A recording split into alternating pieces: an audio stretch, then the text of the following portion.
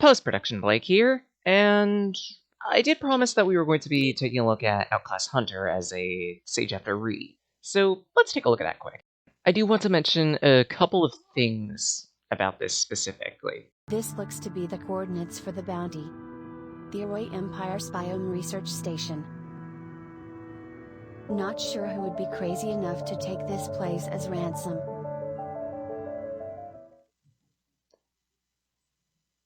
The first of which being, the version I'm playing right now is one that came out like the day after I was streaming, if not the same day as, and I didn't know about that, and as a result, yeah. That's why I was running into a few different issues while I was streaming this game, like 2 weeks ago plus. Come on, I made this jump before. There we go. Yeah, you can do that. But more importantly, this version of the game fixed a couple of random crash issues that would occur when you boot up the game or randomly during stages. There's still a couple issues that haven't been fixed yet, but they're known by the Throne, the dev of this particular project. He or she, they are slowly trying to fix everything and prepare for next year and whatnot. Other than that, though, the big things I want to get out of the way are... Outclass Hunter is kind of a... How do I put this? In terms of its engine, it's a lot like Sonic Robo Blast 2, apparently. I've never played Sonic Robo Blast 2, so just as a blunt, I'm not the best judge for whether it's a good or bad recreation of that engine or whatnot. The most I could say is, on the ground, it feels really, really fluid and responsive for moving around and attacking. In the air, on the other hand, it is stiff and hard to control.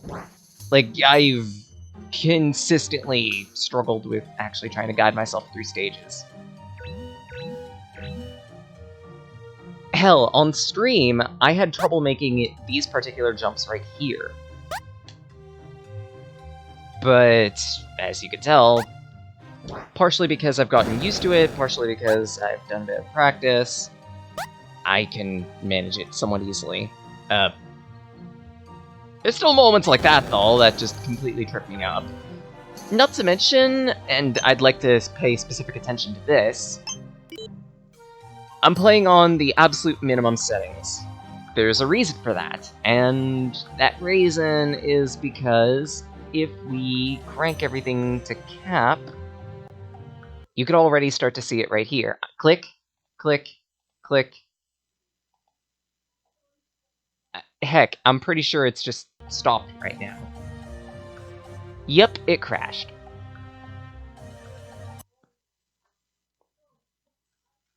The reason why it's crashing, I think anyway, if anything, also the reason why in that specific area you can get a whole bunch of input delay and lag and frame skipping is specifically because of all of the fog textures and lighting effects that are in that area.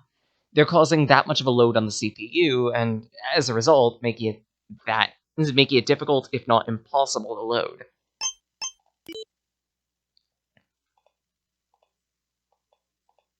Actually, let's see if I can crank everything to max and properly show that off. Like, out here, it seems to be fine, right? There was a bit of a skip there.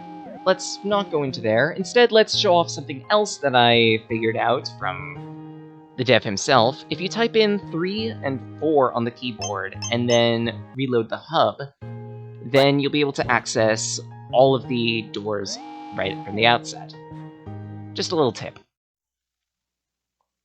You might be using that function a bit. Well, if you suck at platforming like I do in this case, you will be. Now as a note, I'm going to hit jump. 2, 1, jump. you'll notice a lot of stuttering, and especially when we get to around here, 2, 1, jump. There's input delay, and quite a bit of it, to the point that making these jumps right here is very tricky.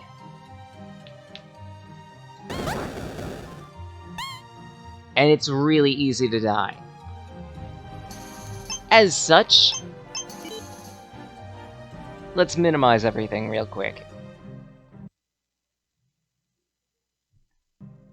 It crashed again.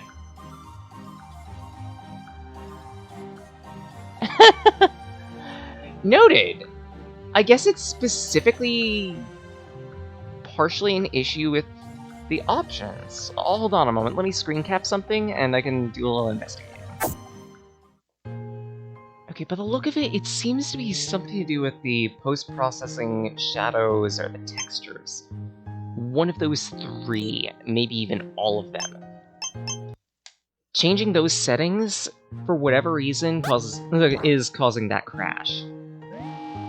And I want to suspect that random crashing that occurs within this stage is also the result of one of those 3, if not all 3 of those.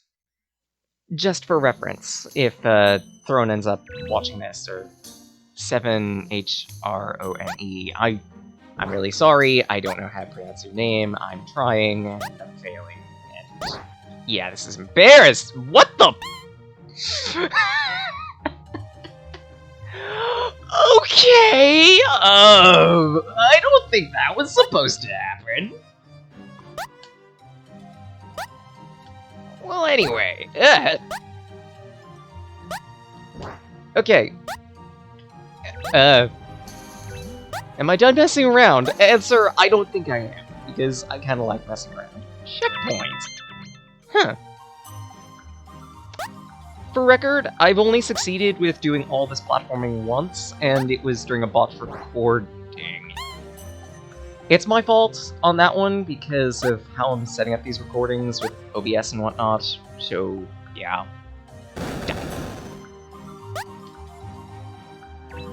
There's not too much to talk about in terms of the mechanics of the game, well, other than the physics engine that I've mentioned being very SRB2, and I'm not a proper judge for that.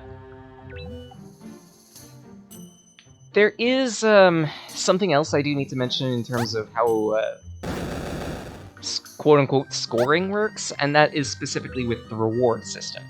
Every energy capsule you pick up is 5, let's call it Spondoli. Every enemy kill is 100 Spondoli. You can use the accumulated reward to buy health pickups, which you don't really need, provided you're picking them up in the stage. Not to mention, you actually get a reward for picking them up in stage in the volume of $5. Rip Spondoli. But you could also buy 1-ups as well in the hub. What? How'd that hit me? Fine. Other than that, there's not really much to buy for reward, really. Oh, you also get reward for clearing stages within a decent time limit. And also for boss kills.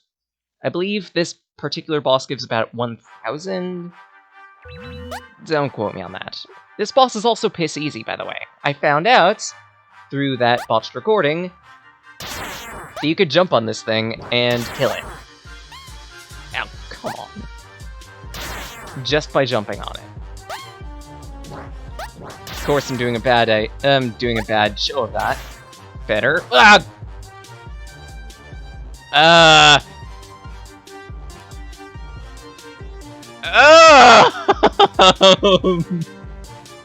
For reference, this is supposed to be a death pit. I'm not dying. I'm supposed to be dead. See? Okay. Okay. Ow. Douche.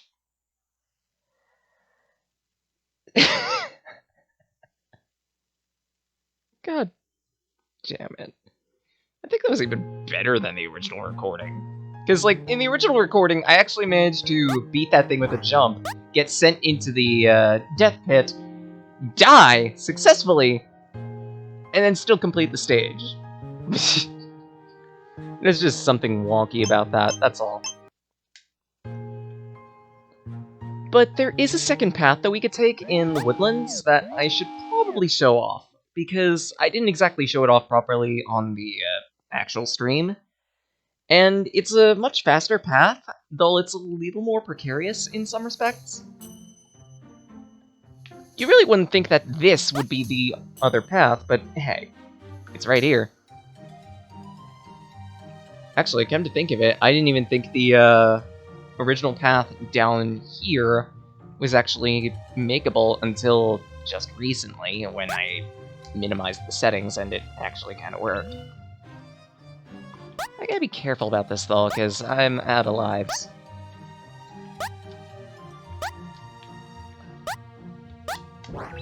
There we go. Bump you. Make this jump.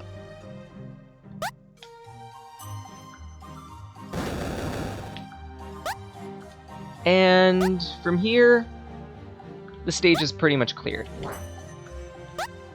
Ow! God damn it. But you get the point on that one. That was pretty much the end of the level.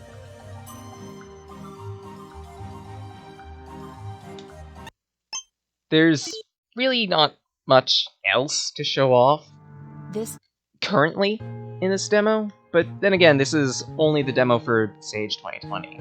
Likely, if this appears again next year, then there's going to be a whole lot more fixes. Also, you can interact with this vending machine, but for whatever reason, you can't interact with the menus that well. Never mind, you can actually interact with the menus somewhat. It's a little weird figuring out what you're interacting with, but hey. You also can't, oh no wait, you can close that menu. It's just really weird to work with. Huh. How about that? But yeah, that's Outcross Hunter. Next time on Sage After Re, I've got a couple ideas that I can take a look at. Either Havoc Fox, or maybe even one of the other games that I covered from last year. Because a few of them have gotten updates this year, and they've been drastically tweaked in some respects. Till then, till again, talkine.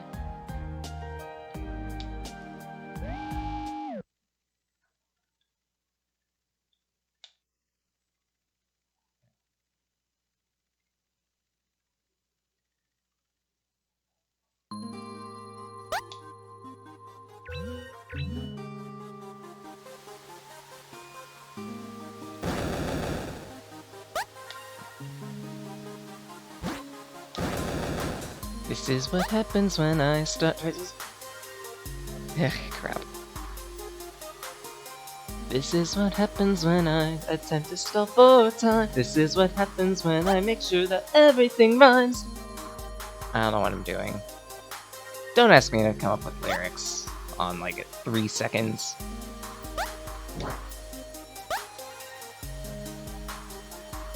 Okay, maybe there's one other thing, technically, that I should probably show off. And that is, if you end up messing around for about a minute on this opening area, maybe do some platforming in this little bit right here, then you should be able to see that ruin over there open up. I don't exactly know what's in there. Let's go investigating.